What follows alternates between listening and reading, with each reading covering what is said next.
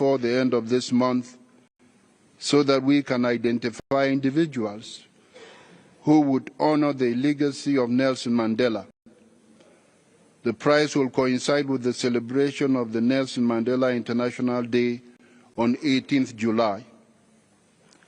Excellencies, all these topics are closely related to my vision. These topics aim to promote human rights and preserve human dignity for all everywhere.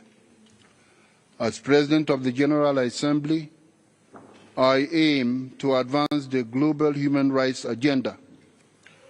We are mindful that strengthening cooperation between the General Assembly and the Human Rights Council, two vital pillars of the United Nations, has never been more urgent. I urge all member states to ensure that the Human Rights Council remains a platform for genuine dialogue and meaningful cooperation to promote and protect human rights for everyone everywhere. Greater resources and support are essential to enabling the Council to fulfill its mandate effectively, particularly as global challenges continue to increase. I look forward to working with all of you to further promote cooperation and complementarity between the Human Rights Council and the General Assembly.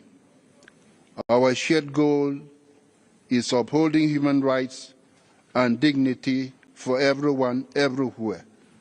I thank you.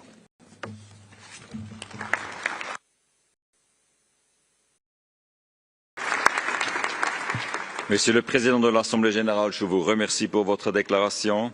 J'ai à présent l'honneur d'inviter Son Excellence Monsieur Antonio Guterres, secrétaire général des Nations Unies, à prendre la parole. Excellence, vous avez la parole.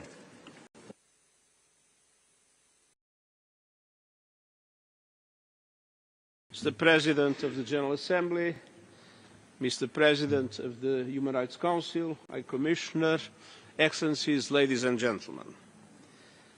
We begin this session under the weight of a grim milestone, the third anniversary of Russia's invasion of Ukraine in violation of the UN Charter. More than 12,600 civilians killed, with many more injured. Entire communities reduced to rubble, hospitals and schools destroyed. We must spare no effort to bring an end to this conflict and to achieve a just and lasting peace in line with the UN Charter, international law and General Assembly resolutions. Conflicts like the war in Ukraine exact a heavy toll on people, a toll on fundamental principles like territorial integrity, sovereignty and the rule of law, and a toll on the vital business of this Council.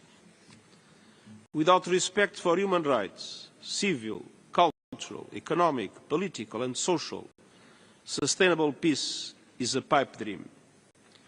And like this Council, human rights shine a light in the darkest places. Through your work and the work of the High Commissioner's Office around the world, you are supporting brave human rights defenders, risking persecution, detention and even death. You are working with government, civil society and others to strengthen action on human rights, and you are supporting investigations and accountability. 5 years ago, we launched our call to action for human rights, embedding human rights across the work of the United Nations around the world in close cooperation with our partners. I will continue supporting this important work and the High Commissioner's Office as we fight for human rights everywhere. Excellencies, we have our work cut out for us. Human rights are the oxygen of humanity, but one by one, human rights are being suffocated by autocrats, crushing opposition because they fear what a truly empowered people would do, by a patriarchy that keeps girls out of school and women at arm's length from basic rights, by wars and violence that strip populations of their right to food, water and education, by warmongers who thumb their nose at international law, international humanitarian law, and UN Charter. Human rights are being suffocated by the climate crisis and by a morally bankrupt global financial system that too often obstructs the path to greater equality and sustainable development. By runaway technologies like artificial intelligence that hold great promise, but also the ability to violate human rights at the touch of a button. By growing intolerance against entire groups, from indigenous peoples to migrants and refugees, to the LGBTQI+ community, to persons with disabilities. And by voices of division and anger, who view human rights not as a boon to humanity, but as a barrier to the power, profit and control they seek. In short, human rights are on the ropes and being pummeled hard. And this represents a direct threat to all of the hardware mechanisms and systems established over the last 80 years to protect and advance human rights. But as the recently adopted Pact for the Future reminds us, human rights are in fact a source of solutions. And the Pact provides a playbook on how we can win the fight for human rights on several fronts. First, human rights through peace and peace through human rights. Conflicts inflict human rights violations on a massive scale. In the occupied Palestinian territory, violations of human rights have skyrocketed since the horrific Hamas attacks of October 7 and the intolerable levels of death and destruction in Gaza. And I am gravely concerned by the rising violence in the occupied West Bank by Israel's settlers and other violations, as well as calls for annexation. We are witnessing a precarious ceasefire. We must avoid at all costs a resumption of hostilities. The people in Gaza have already suffered too much. It's time for a permanent ceasefire, the dignified release of all remaining hostages, irreversible progress towards a two-state solution, an end to the occupation, and the establishment of an independent Palestinian state with Gaza as an integral part. In Sudan, bloodshed, displacement and famine are engulfing the country.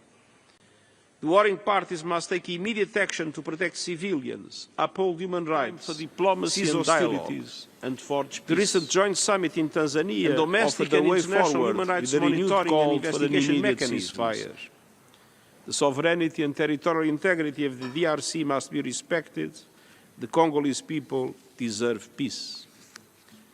In the Sahel, I call for a renewed regional dialogue to protect citizens from terrorism and systemic violations of human rights and to create the conditions for sustainable development. In Myanmar, the situation has grown far worse in the 4 years since the military seized power and arbitrarily detained members of the democratically elected government. We need greater cooperation to bring an end to the hostilities and forge a path towards an inclusive democratic transition and the return to civilian rule, allowing for the safe return of the Rohingya refugees. And in Haiti, we are seeing massive human rights violations, including more than 1 million people displaced and children facing a horrific increase in sexual violence and recruitment into gangs. In the coming days, I will put forward proposals to the United Nations Security Council for greater stability and security for the people of Haiti, namely through an effective UN assistance mechanism to support the multilateral security support mission, the national police, and Haitian authorities. A durable solution requires a political process led and done by the Haitian people that restores democratic institutions through elections. The Pact for the Future calls for peace processes and approaches rooted in the Universal Declaration of Human Rights, international law, and UN Charter. It proposes specific actions to prioritize conflict prevention, mediation, resolution, and peace building. and includes a commitment to tackle the root causes of conflict, which so often enmeshed in denials of basic human needs and rights. Second, the Pact for the Future advances human rights through development. The Sustainable Development Goals and human rights are fundamentally intertwined. They represent real human needs: health, food, water, education, decent work, and social protection. With less than 1/5 of the goals on track, the Pact calls for a massive acceleration through an SDG stimulus, reforming the global financial architecture, and taking meaningful actions for countries drowning in debt. This must include focused action to conquer the most widespread human rights abuse in history: inequality for women and girls. The Pact calls for investing in battling all forms of discrimination and violence against women and girls, and ensuring their meaningful participation and leadership across all walks of life. And along with the Declaration on Future Generations, the Pact calls for supporting the rights and futures of young people through decent work, removing barriers for youth participation and enhancing training.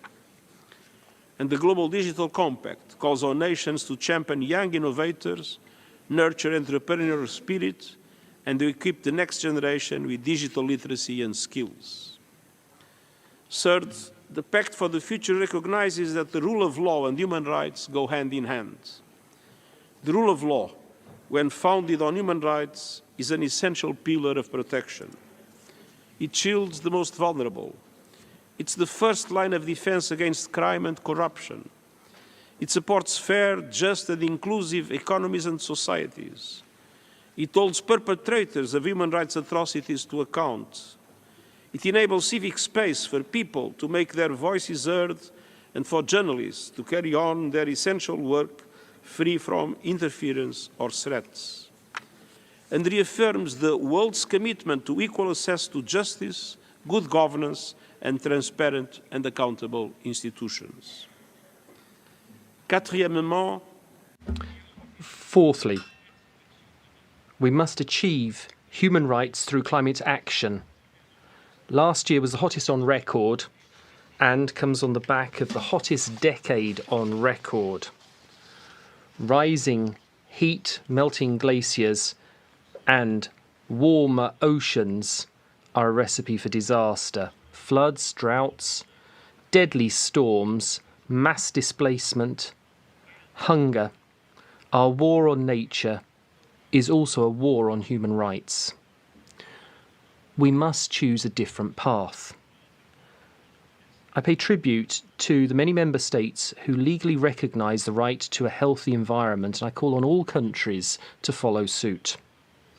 Governments must keep their promise to produce new economy-wide national climate action plans this year, and this has to be done well ahead of COP30 to be held in Brazil. These plans must limit the rising global temperature to 1.5 degrees, including by speeding up the global energy transition. We also need a massive surge in financing for climate action in developing countries so that we can adapt to global warming, slash emissions, and speed up the renewables revolution, which offers massive economic opportunities. And we must stand up to the misleading campaign undertaken by many in the fossil fuel industries and its enablers who are aiding and abetting this madness. And at the same time, we must protect and defend those on the front lines of climate justice. And fifth, human rights through stronger, better governance of technology. Fast-moving technologies are now encroaching on every aspect of our lives. This deeply troubles me about human rights being undermined as well. At its best, social media is a meeting place for people to exchange ideas and to trigger respectful debate, but it can also be the stage for fiery combat and blatant ignorance. It's a place where the poisons of misinformation, disinformation, racism, misogyny, and hate speech are not just tolerated, but often encouraged. Online verbal violence can easily turn into physical violence in the real world. Recent rollbacks on fact-checking and content moderation online are opening the floodgates once more to more hate, threats, and violence. Make no mistake, these rollbacks will actually lead to less free speech and not more, because people are becoming more and more afraid of expressing their opinions on these platforms. Meanwhile, the huge promise of artificial intelligence goes hand in hand with the unfathomable peril to undermine human autonomy, identity and control, and yes, human rights as well. In the face of these threats, the Global Digital Compact brings the world together to ensure that human rights will not be sacrificed on the altar of technology.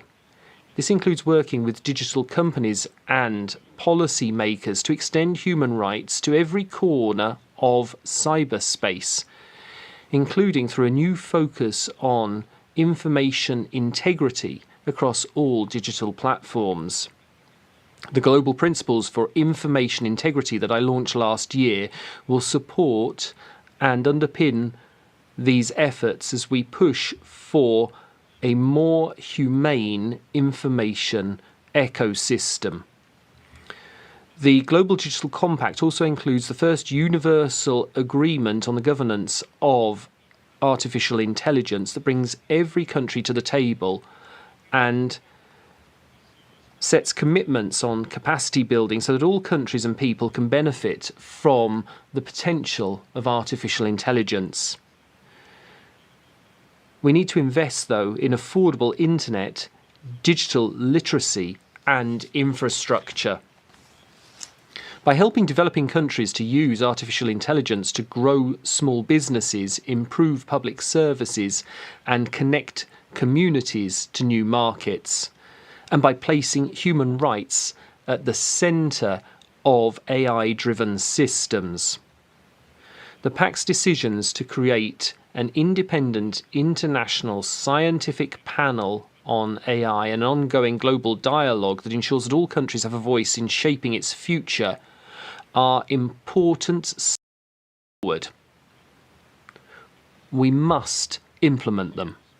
Excellencies, ladies and gentlemen, we can help end the suffocation of human rights by breathing life into the Pact for the Future and the work of this Council. Let's do it together. We have no time to lose. I thank you.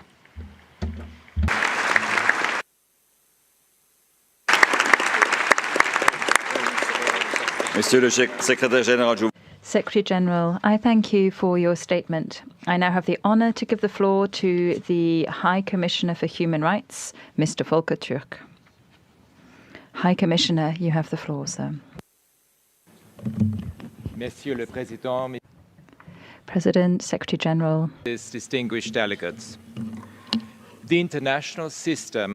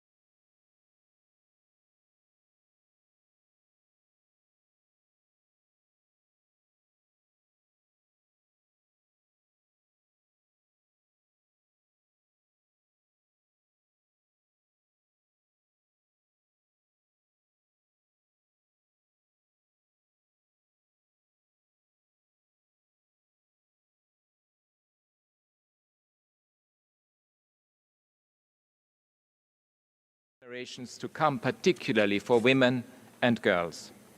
Meanwhile, digital technologies are widely misused to suppress, limit, and violate our rights through surveillance, online hatred, harmful disinformation, harassment, and built-in discrimination.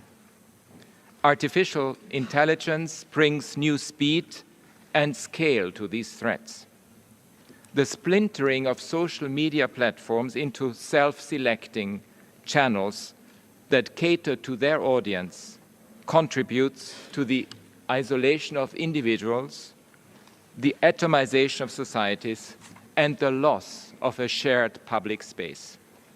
And in some quarters, human rights are being shunned, vilified, and distorted. This is the backdrop against which my office and the broader human rights ecosystem, including this Council, are working to promote and safeguard the rights of everyone everywhere. Last year, for example, my office contributed to the release of over 3,000 arbitrarily detained people. We took part in some 11,000 human rights monitoring missions, observed nearly 1,000 trials, and documented some 15,000 situations of human rights violations around the world. In addition to the daily interventions with governments, we issued about 245 statements shining a light on human rights concerns in some 130 countries. Our teams on the ground are supporting countries to improve their laws and institutions and to adopt social and economic policies that reinforce cohesion and address injustice. We contributed to human rights-based approaches to sustainable development, taxation and public spending from Cambodia to Jordan and Serbia. Support to my office is a low-cost, high-impact investment. I call on you to go the extra mile to make sure that my office, your own national human rights institutions, and human rights non-governmental organizations can continue to do this essential work. Excellencies, since the adoption of the Universal Declaration of Human Rights, despite setbacks, we have made steady progress. Freedom expanded, particularly for oppressed communities. There was widespread understanding that human rights are the foundation of effective governance, sound economic policies, and social cohesion. Today, we can no longer take that basic understanding and progress for granted. The global consensus on human rights is crumbling under the weight of authoritarians, of strongmen, and oligarchs. By some estimates, autocrats now control around 1/3 of the world's economy, more than double the proportion 30 years ago. Leaders cite national security and the fight against terrorism to justify gross violations. Hypocrisy, double standards, and impunity have also played a part. Regional powers that are neutral or hostile to human rights are growing in influence. Everywhere, we see attempts to ignore, to undermine, and to redefine human rights, and to create a false binary that pits one right against another in a zero-sum game. There are concerted efforts to chip away at gender equality and the rights of migrants, refugees, people with disabilities, and minorities of all kinds. But human rights, from the right to food and adequate housing to the rights to health and education and freedom of speech, are for everyone. And we need an all-out effort by everyone to make sure that human rights and the rule of law remain foundational to communities, societies, and international relations. Otherwise, the picture is very dangerous. In previous centuries, the unrestrained use of force by the powerful, indiscriminate attacks on civilians, population transfers, and child labor were commonplace. Dictators could order atrocity crimes consigning vast numbers of people to their deaths. Be aware, this can happen again. But we are far from powerless to prevent it. Our tools are the United Nations Charter, the Universal Declaration of Human Rights, the body of international law, and the institutions that work to implement them, including this Council, my office, courts and judiciaries, civil society, independent journalists, and human rights defenders around the world. Excellencies, distinguished delegates, today we need an alternative vision. We need the politics of wisdom, rooted in facts, the law, and compassion. First, human rights are about facts. That is why my office is monitoring, documenting, and reporting on violations and abuses in war zones and crises around the world. And I will provide details in my global update next week. In addition to Ukraine and the occupied Palestinian territory, examples include the Democratic Republic of the Congo, Myanmar, Sudan, and Syria, where my office has been documenting abuses and raising the alarm for a couple of years. Or Afghanistan, where we are reporting on the impact of gender apartheid on women and girls. Or Haiti, where my team has reported on the devastating impact of illicit flows of weapons. Never underestimate the power of factual, legal, and moral clarity. Facts on their own can and must prompt action. When the red flags go up, they must trigger an immediate response. That is why the work of this Council and the other human rights mechanisms is so important. While we cannot say exactly how much death and suffering has been prevented by these efforts, we know they make a difference. Second, human rights are about the law, which is a brake on power, privilege, and unrestrained profit. Some things are not for sale. Our international legal frameworks and institutions, including the International Criminal Court, are fundamental to ensuring justice and achieving accountability for the most serious of crimes, preventing future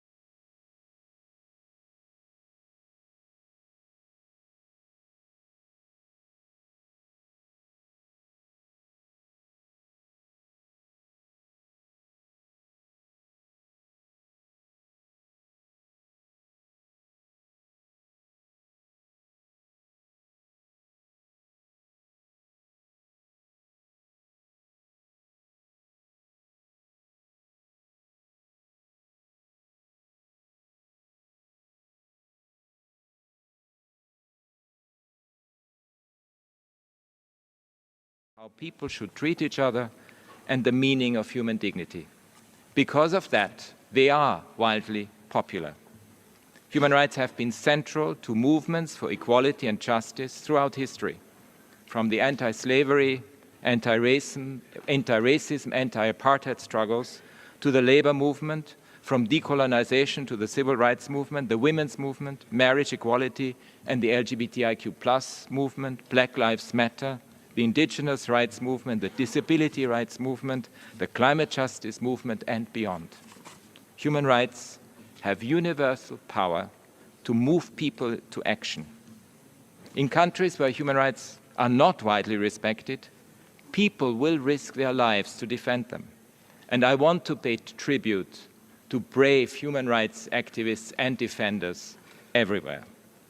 This is why even the most repressive governments often use the language of human rights to try to justify themselves. They know that human rights abuses trigger revulsion and reduce their power and influence. Upholding human rights makes eminent sense for stability, for prosperity, for a better common future. Human rights are a winning proposition for humanity, and we will continue to promote, protect, and defend them around the world with humility, determination, and an indomitable hope. Thank you.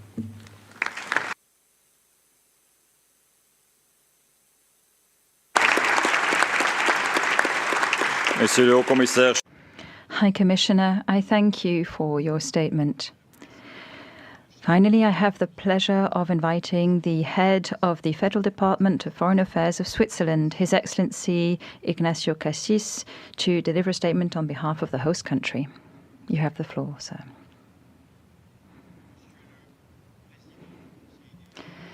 President of the Human Rights Council, President of the General Assembly,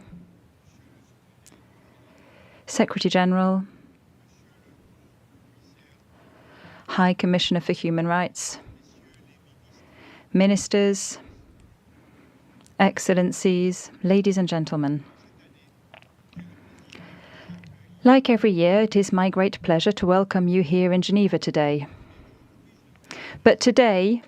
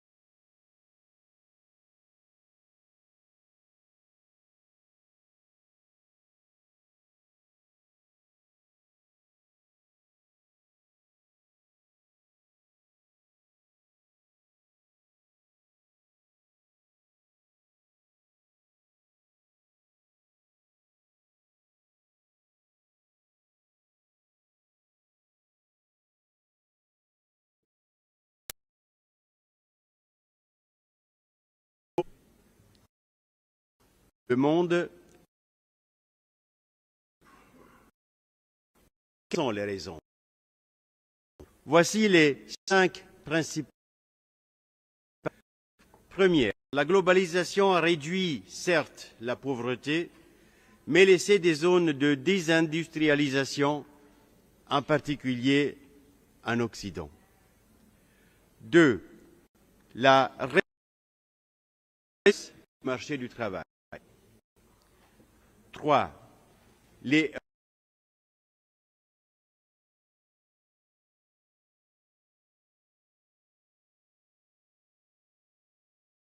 individus et sociétés. 4, les réseaux sociaux à division et influencent la gouvernance. 5, les crises climatiques amplifient un sentiment de chaos dans la défiance envers les gens. Que peut faire ce Conseil? Révèle une crise profonde de confiance, mais également une crise de repères. Dans ce contexte, les droits de l'homme sont un socle essentiel pour stabiliser nos sociétés. A deep crisis of trust, but also we have lost our points of reference. And in this context, human rights are a fundamental bedrock upon which we can stabilize our societies. I'm thinking in particular of individual rights and respect for privacy, the right to free and transparent elections, the right to labour and economic stability, the right to freedom of expression, with the responsibility of the media being recalled, and also the right to a sustainable environment. 19 years on from the creation of the Human Rights Council in 2006, one is forced to note that the challenges are growing. The war in Ukraine, and today we mark the third anniversary with a great sense of sorrow, is a tragic example of that. You must also take into account the ongoing tensions in the Balkans, the Caucasus, conflict in the Middle East, instability in Northern Africa, and war in sub-Saharan Africa. The international context is increasingly alarming. While I was preparing this statement for the seventh consecutive year, my optimism gave way to increased realism. I am now convinced that it is more necessary than ever before to focus our efforts on the protection of fundamental rights, especially as regards the right to freedom of expression, of religion and of association, our right to life and to equality before the law, to education, our right to ownership, and the total prohibition of torture and slavery. As we face threats against democracies, the Human Rights Council of the United Nations must act united and with determination.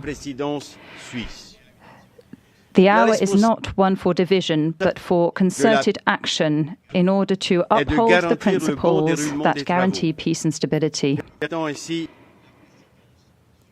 And that is something that the Swiss presidency can achieve. The primary responsibility of the Swiss presidency is to ensure the smooth running of the Human Rights Council work, thereby enabling it to fully deliver on its mandate. Human rights are not a luxury, but a necessity. As our ambassador Jörg Glaubens said just after he was elected in December 2024. Switzerland is concerned by the decisions of some member states to withdraw somewhat from the Council. Human rights are a matter of concern for all of us. Every member of the United Nations should shoulder its responsibilities in this respect. The Swiss presidency is not merely an honour, it is a matter of responsibility. And so I would like to take this opportunity to express my full support for Jörg Glaubens, whose long experience within the United Nations, both in New York and here in Geneva, will serve him well as he seeks to achieve this mission. Switzerland will continue to carry out with determination the responsibilities it has assumed over the past 2 years on the United Nations Security Council. As pillars throughout this mandate, we have consistently underscored the importance of international humanitarian law and fundamental rights as pillars of peace and security. It is with the same commitment that we are preparing for our OSCE presidency in 2026, determined to strengthen dialogue and cooperation in Europe. 80 years Switzerland stands for effective, targeted multilateralism rooted in the principle of subsidiarity. 80 years after the founding of the United Nations, the state of the world serves as a pressing reminder that our mission is far from complete. Thank you for your attention, and I wish you all productive Excellences, discussions. Mesdames et Messieurs, cette année,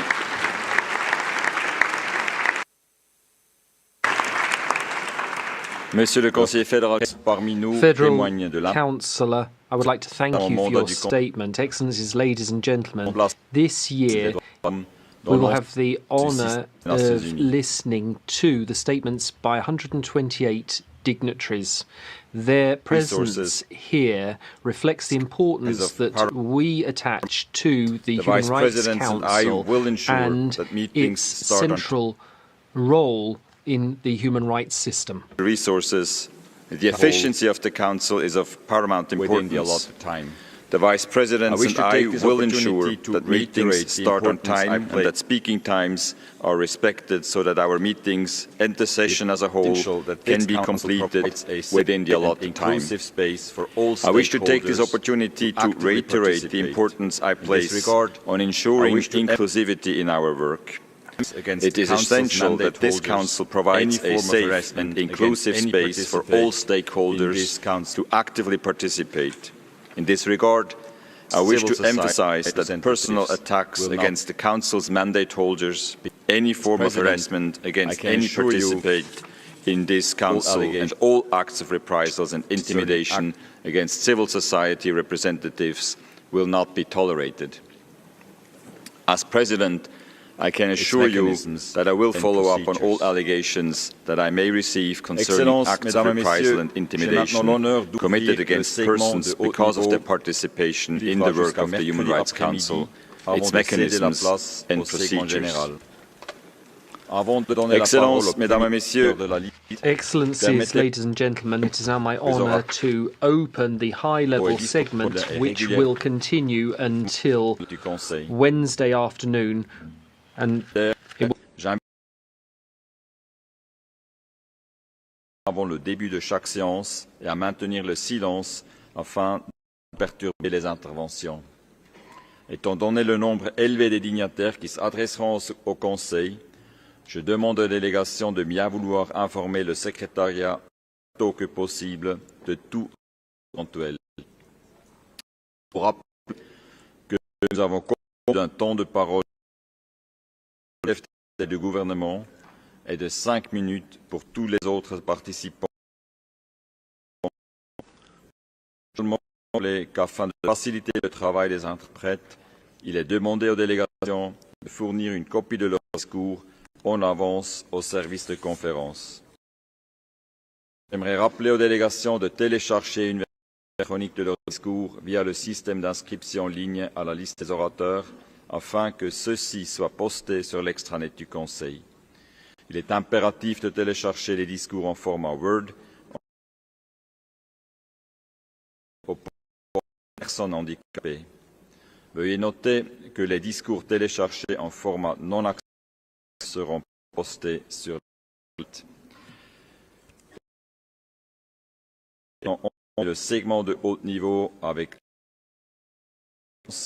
Monsieur Luis Alberto Arque Catacora, président constitutionnel de l'État plurinational de Bolivie, c'est un message par vidéo.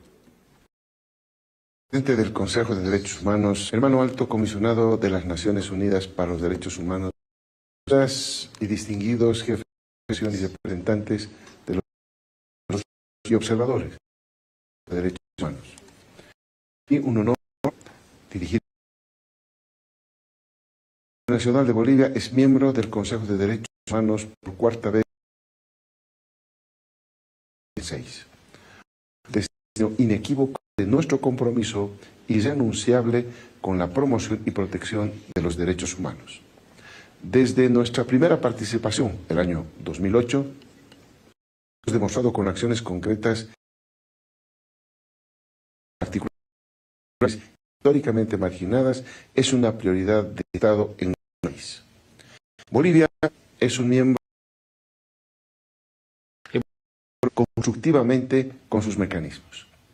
Hemos desempeñado varios roles como vicepresidentes del Consejo, facilitadores de las discusiones sobre eficiencia y racionalización, punto focal para asuntos de género y recientemente hemos llevado adelante nuestro cuarto universal.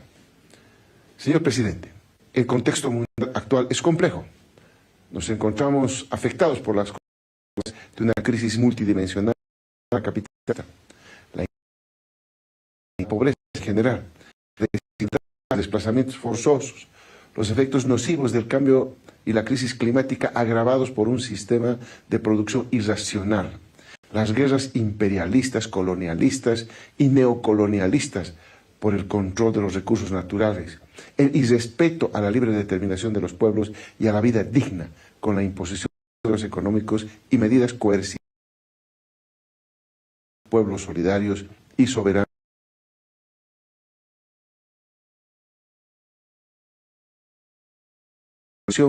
Y la para afrontar los problemas comunes. Y nuestro camino debe ser el compromiso con el refuerzo del multilateralismo efectivo. Bolivia reconoce el papel fundamental del Consejo de Derechos Humanos como un espacio que, lejos de estándares, debe promover la universalidad e individualidad.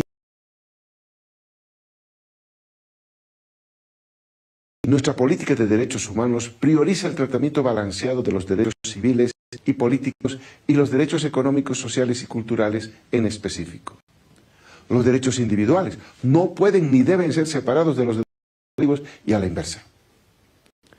Bolivia ha trabajado en la promoción del derecho al desarrollo, la garantía de una vida para niñas y niños, plenas personas adultas con discapacidad. También como una prioridad los derechos de nuestros pueblos indígenas y originarios, de las comunidades campesinas y afrodescendientes, así como de nuestra madre tierra, entendida como no solo a nivel nacional, sino también en una mirada internacional. Bolivia es un Estado que promueve la cultura con firmeza toda forma de agresión y dominación. En 2002, en el marco de la he planteado la idea de la despatriarcalización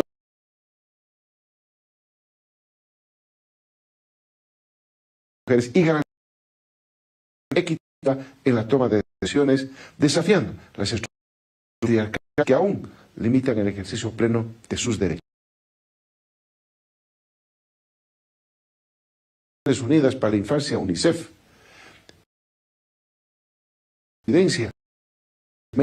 y el Caribe, redoblamos nuestro compromiso con una infancia y adolescencia libres de violencia, explotación y discriminación. En el marco del Consejo de Derechos Humanos, impulsamos la defensa de los derechos de quienes trabajan. Es fundamental que nuestra acción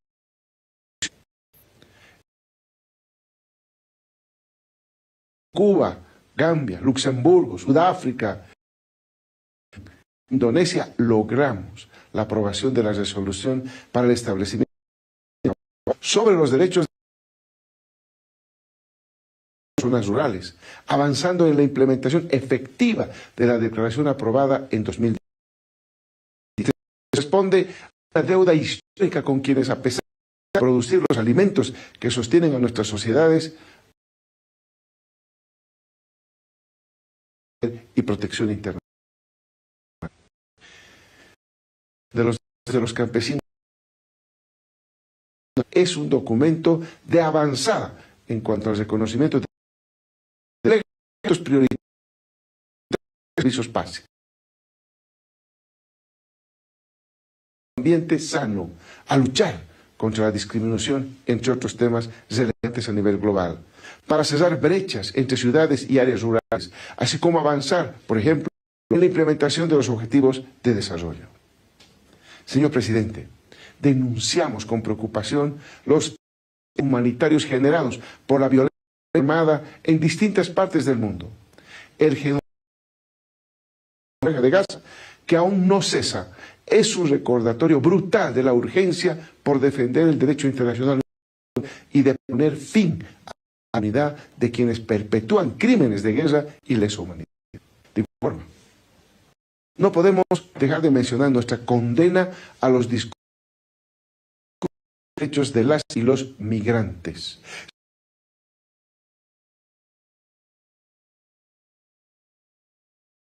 Migrante al desarrollo económico de la sociedad del planeta. Bolivia cree en un multilateralismo inclusivo, solidario y transformador. Apostamos por el diálogo en igualdad de condiciones, la reducción efectiva de las desigualdades y la construcción de sociedades más justas y equitativas. Este 2025 celebramos nuestro bicentenario. 200 años de resistencia, lucha y autodeterminación frente a estructuras de colonialismo, neocolonialismo y exclusión. Hoy en esta fecha nuestro pleno compromiso con un mundo donde la dignidad humana prevalezca sobre la desigualdad y la opresión. Seguiremos levantando nuestra voz en defensa de la madre tierra y de un orden mundial verdaderamente justo, donde sean una realidad para todas y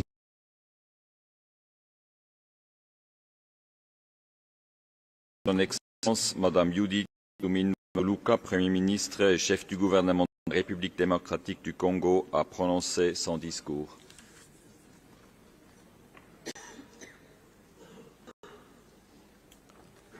Excellence.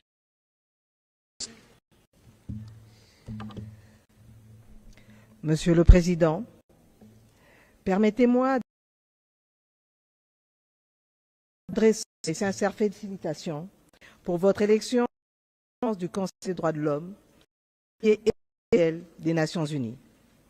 Je vous exprime mes vœux de plein succès dans l'accomplissement de cette mission d'une portée capitale. Excellences, Mesdames et Messieurs distingués, c'est avec gravité que je m'adresse à vous aujourd'hui, Excellences, Monsieur le Président de la République, Félix-Antoine Tshisekedi Tshilombo, ainsi qu'au nom du peuple congolais. Monsieur le Président distingué délégué, je voudrais exprimer la gratitude de la RDC à cette Assemblée au regard de la diligence avec laquelle vous avez accédé à notre demande d'une session spéciale et à l'adoption à l'unanimité de la résolution le 7 février 2025 à la mise en place de la mission d'établissement des faits de la commission d'enquête indépendante.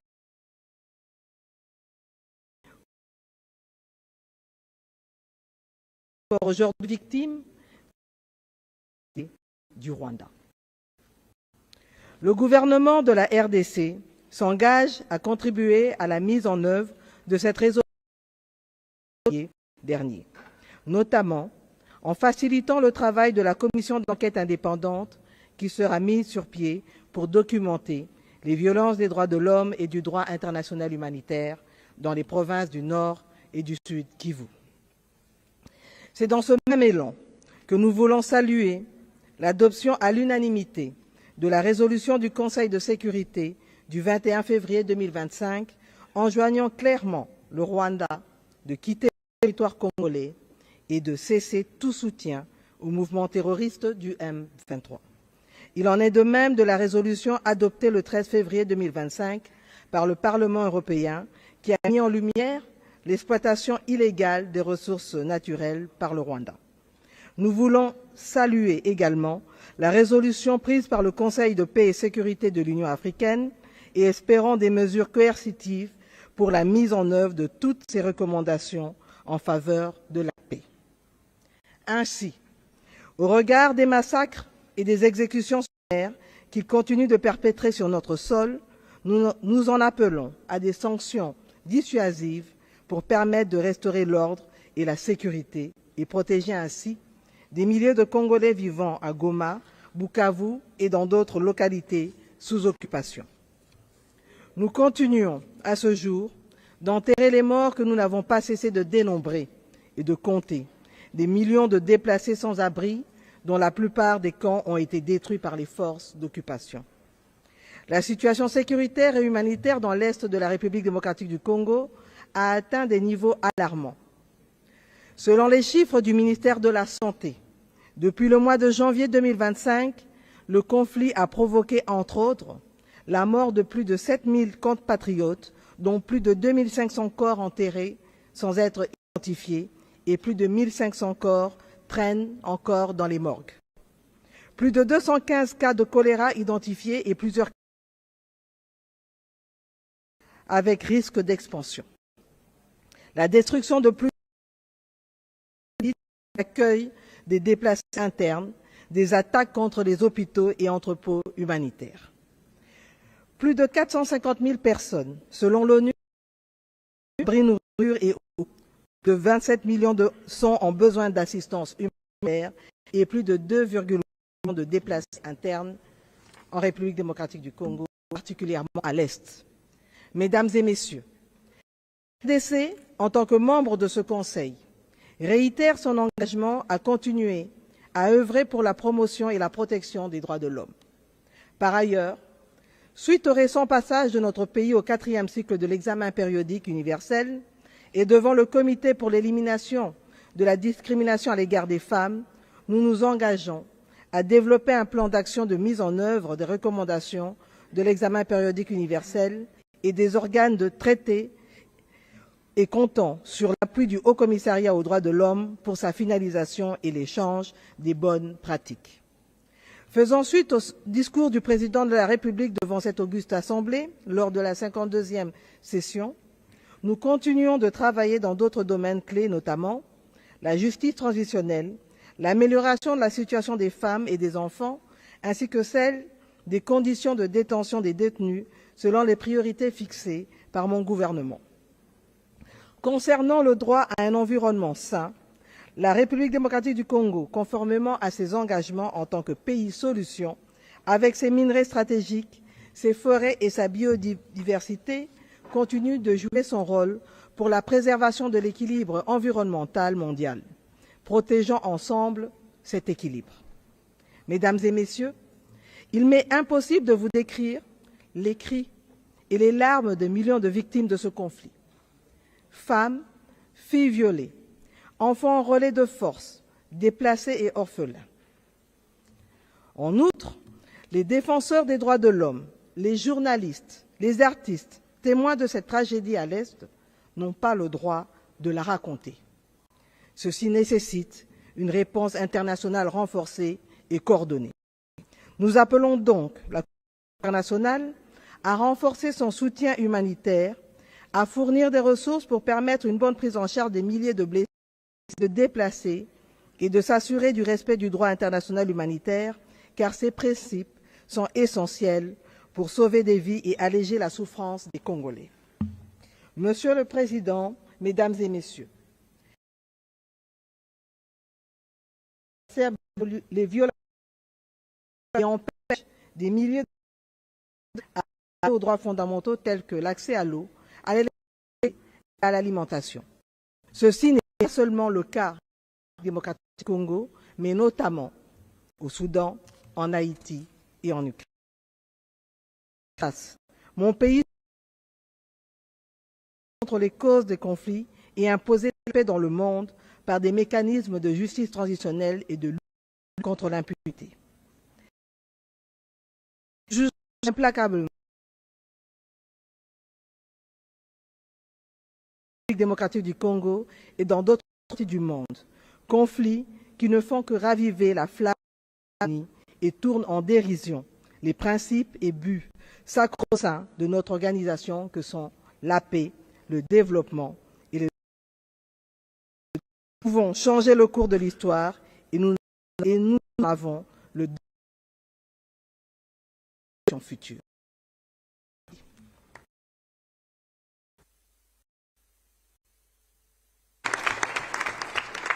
Excellence, je vous remercie. J'ai maintenant l'honneur d'inviter son Excellence M. Musalia Mudavadi, le premier secrétaire du cabinet pour les affaires étrangères du Quai, à prononcer son discours. Excellence, vous avez la parole.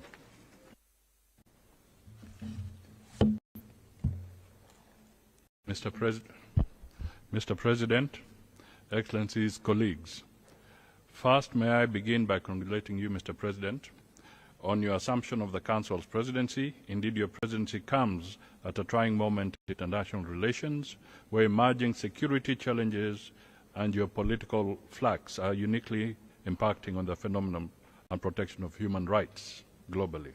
Notably, the incidences of war and conflict persist, rising cases of crimes against humanity, war crimes and even genocide. The implication is that the Council's crucial role in addressing abuses, preventing conflict, and its emphasis on the need for peace has become more important. Today, we are witnessing violent conflict characterized by indiscriminate attacks on civilian populations, including schools, hospitals, use of sexual and gender-based violence as a weapon of war, rise in violent extremism, dissemination of economic livelihoods, and forced displacements. The United Nations High Commissioner for Refugees, in its Global Appeal 2025, projects that over 139 million people globally will be forcibly displaced or become stateless by the end of 2025 due to conflicts. Most of these are vulnerable people from developing countries. Recent reports by UNICEF indicate nearly 47 million children are displaced due to conflict, with the numbers expected to continue increasing.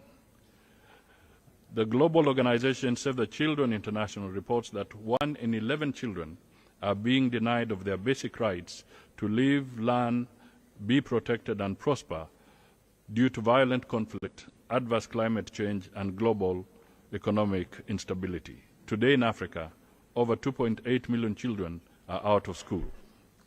The wars in Sudan, Democratic Republic of Congo, Libya, Gaza, Lebanon, Ukraine, Haiti, Myanmar are some of the notable examples of crises, including Africa's forgotten conflicts, have been spoken to earlier by other speakers. Kenya continues its active engagement in peace initiatives, both regional and internationally, including in DRC, Sudan, Somalia, and Haiti, among others, because we recognize that sustainable peace is linked to the protection and promotion of human rights. As such, there is a compelling human rights considerations in peace missions and general conflict mechanisms.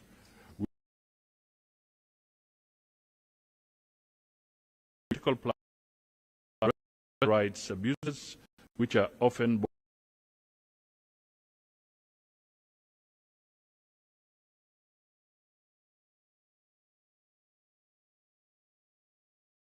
most viable option in addressing issues and promoting human rights. Therefore, in order to maintain its credibility and effectiveness, we must avoid politicization and selective application of standards. The Council should serve as a platform for constructive dialogue, impartial assessment, and collaborative action, fostering genuine progress in the global human landscape. Kenya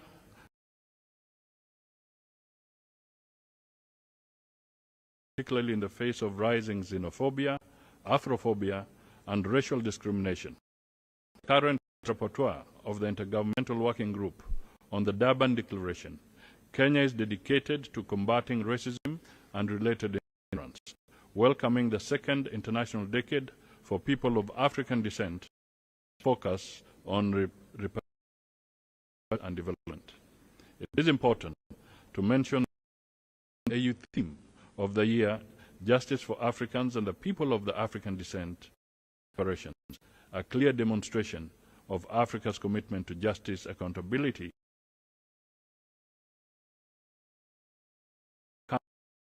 Council's crucial work in recognizing the inextricable link between climate change and human rights.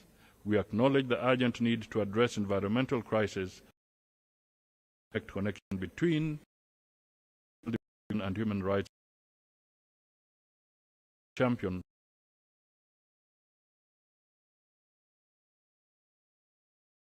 emphasize the importance of respecting the principles enshrined in the Paris Agreement. We believe that climate finance and the Loss and Damage Fund are critical and represent the bare minimum of what is necessary for a just transition and broader climate justice. We bear witness to the profound impact in worsening organization, acting as a threat motivator and contributing to instability and conflict in Mr. President, Kenya recognizes the evolving landscape of human rights challenges in the digital age and is committed to addressing them proactively. We are reviewing our 2014 National Policy and Action Plan on Human Rights to integrate emerging issues, particularly those related to technology, divide.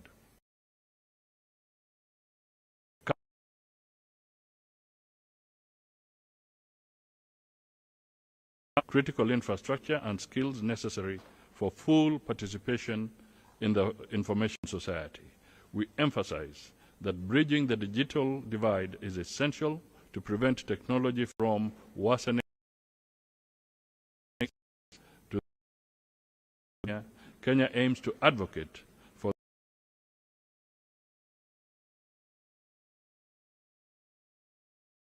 in Article 19 of the Universal Declaration of Human Rights and Article 19 of the International Covenant on Civil and Political Rights. We welcome all efforts towards ensuring that technology is accessible, affordable, and beneficial for all. Mr. President, we regard the right to development as a crucial opportunity to foster an environment where every individual and every society can reach their full potential. We will use our position in the Council to advocate for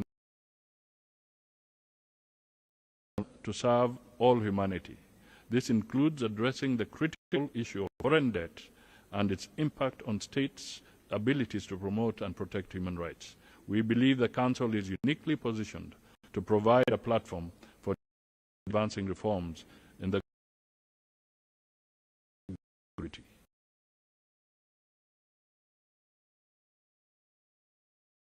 Is evident. National human rights instruments. The government remains dedicated to their full and effective implementation, which entails both regular reporting to treaty bodies and constructive engagement in dialogue with them. Additionally, of the regional human rights community of justice, Africa Charter on Human People's Rights. Domestically, Kenya has implemented various legal, policy, judicial, and other mechanisms to safeguard the enjoyment of these rights by all citizens. In 2010, Kenya established one of the most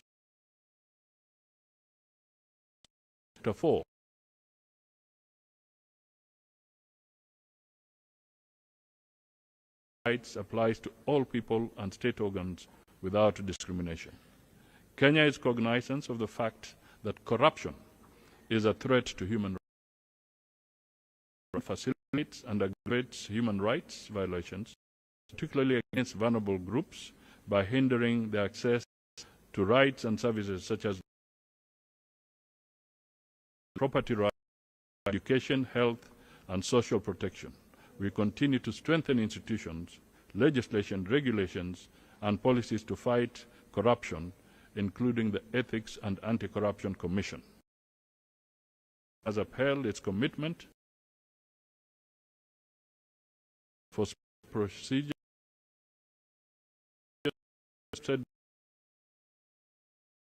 subject to their respective functions. And in recognition of the valuable contribution of civil society organizations, public and national human rights commissions, Kenya actively engages with them through various fora and incorporates their perspectives in its periodic reports. Kenya has extended the human rights protection to vulnerable groups, including refugees, such as the Jirika Plan, which is a premier refugee program. Kenya has guaranteed the dignity and rights of these victims of forced displacement. In conclusion, as a steadfast champion of the Council and its vital Kenya pledges to up our seat in the Council. We reaffirm the human rights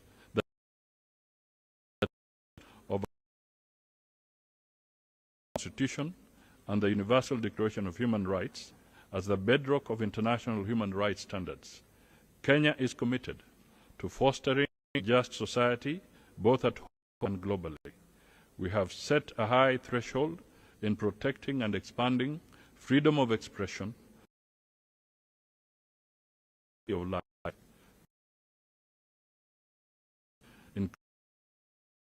and femicide, amongst others. Cardinal goal is to contribute to a more just rights respecting world for all. I thank you.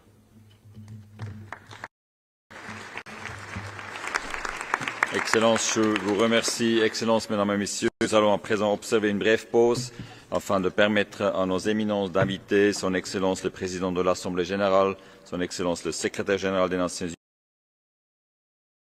de prendre congé. Je prie respectueusement les délégués du bien. Nous reprendrons immédiatement nos travaux avec l'ouverture du segment de haut niveau. Je vous remercie.